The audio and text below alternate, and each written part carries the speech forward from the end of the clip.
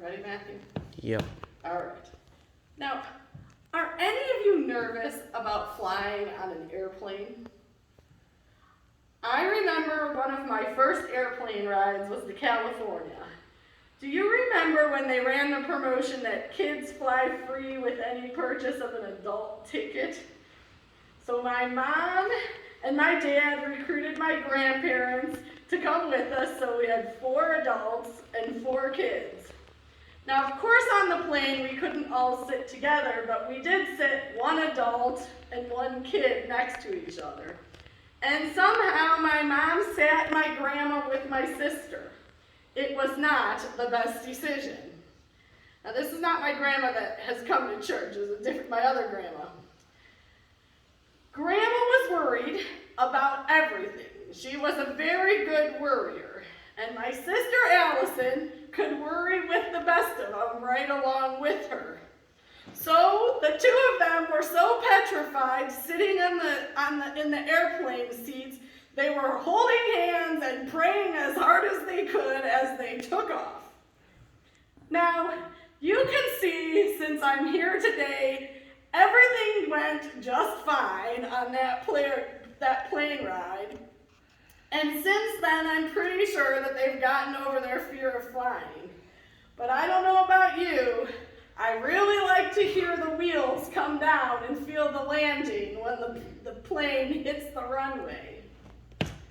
Have any of you heard about the Christian comedian Mike Warnke? His shows are available on YouTube, so Matthew, I expect that you should look these up since you're a champion YouTuber. If you want to see a good comedian without any swear words, you should look him up. Because when I get on a plane, I think about his spiel. He says, getting on a plane is weird because flying is an unnatural act. You're getting into a hollow metal tube and letting a complete stranger take you 30,000 feet and travel about 500 miles an hour. And they say things on the airplane that are supposed to calm you down. Like, if there should be an emergency, please fasten your seatbelt. What emergency? Well, we could fall out of the sky. Why, yes, that would be a big help to be strapped to the wreckage, don't you think?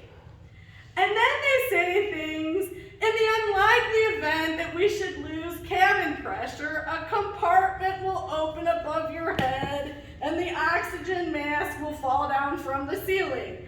If this should occur, reach up, grasp the mask, pull it to the full extent of the plastic tube, which should start the oxygen flow, and then place the gold cup over your nose and mouth.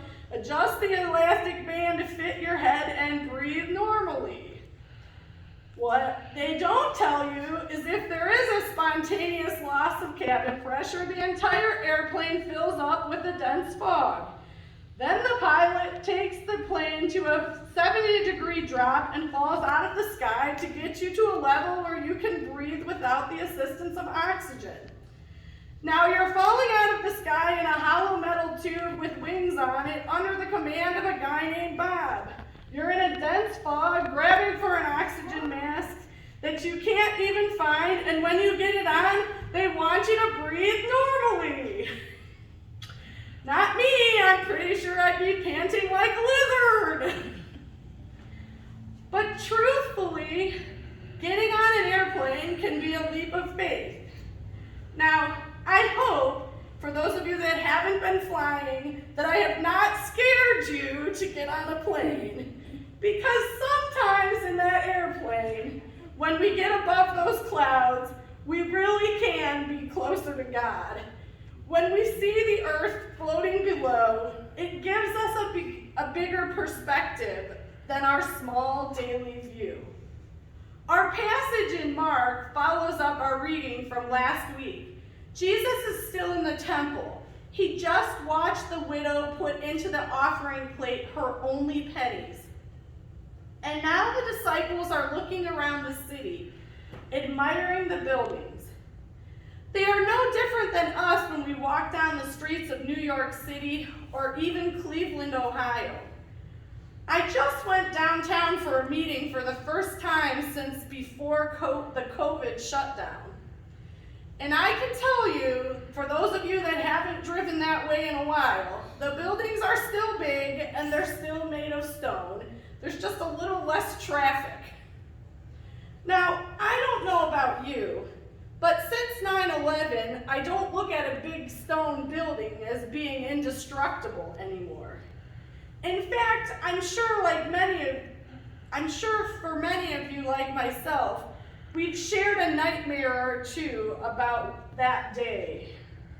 It was a day like the bombing of Pearl Harbor that will define our lives. How could a building of rock and steel crumble so quickly? The buildings sure seemed like they should last forever. Jesus, though, doesn't share the disciples' enthusiasm for stone and mortar, for architecture and design, for height and grandeur. Instead, he responds, "They'll be gone before you know it." And with that, he heads out of the temple towards the Mount of Olives. The puzzled disciples probably stumbled along after him, wondering what he meant. Peter, James, John, and Andrew ask him, "Is there something that we need to know? Is something about to happen?" Jesus' reply is a reminder to not put your trust in rocks and stones. In Matthew 24, another place where Jesus tells his disciples about what has been called the end times, Matthew 24:35 says, "Heaven and earth will pass away, but my words will never pass away." Jesus replies, "Pay attention." Instead of living in fear, Jesus seems to be saying, live in the moment. Take the long view. Look beyond your current situation, because this isn't all that there is. This might be where you are for right now, but that doesn't define who you are or who God will help you become. Jesus says, watch out for whom you follow. Watch out for whom you hitch your hopes on. There are some who might seem to have all the answers. There are many who will gladly take on all of the followers. There are those who will accept the mantle of leadership, who are only in it for themselves. Beware, be aware, watch who you follow.